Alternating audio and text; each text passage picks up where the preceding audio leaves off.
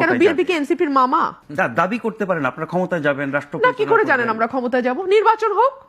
NCP যখন দাবি করে যে একমাত্র তারাই অভ্যুত্থান ঘটিয়েছে এবং আমাদের সিনিয়র নেতাদের সঙ্গে তারা যে ভাষায় কথা বলে টকশোগুলো তো আমরাও দেখি যে তারাই নাকি করেছে, তো তাদের তো তাহলে এখন বাংলাদেশের মানুষ যদি আওয়ামী লীগকে রিফিউজ করে এবং রিফিউজালের প্রধান একটা পক্ষ তো এনসিপি নিজেকে দাবি করে, তাহলে তো তাদের মানে গণজোয়ারে গণভোটে ভেসে 300 আসনের মধ্যে 290টাই পাওয়ার কথা।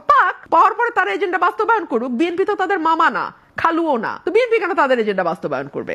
এই সরকারের বহুমুখিতা এত যে আমরা বুঝি না। আপনি একটা প্রশ্ন করেছিলেন এনসিপি তো মধ্যপন্থার কথা বলছে। আমি এনসিপির গঠনতন্ত্র তৈরি হয়েছে বলে জানি না, সম্ভবত তাদের এখনো কোনো গঠনতন্ত্র নাই।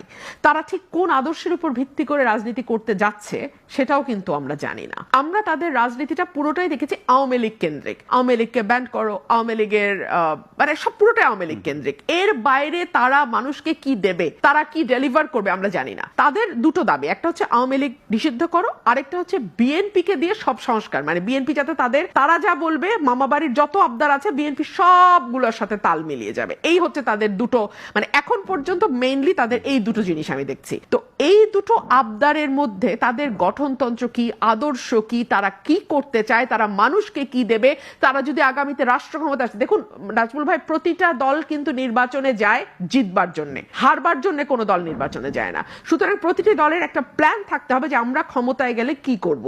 সেরকম কোনো কিছু ডেলিভার কিন্তু এখন পর্যন্ত আমরা এনসিপির কাছ থেকে পাই নাই। সুতরাং এনসিপি যতই নিজেকে মধ্যপন্থা বলুক বা যাই বলুক, আমি আসলে এটা আমি বুঝতে পারি না। তারা একটা কথা বলে যে আমূল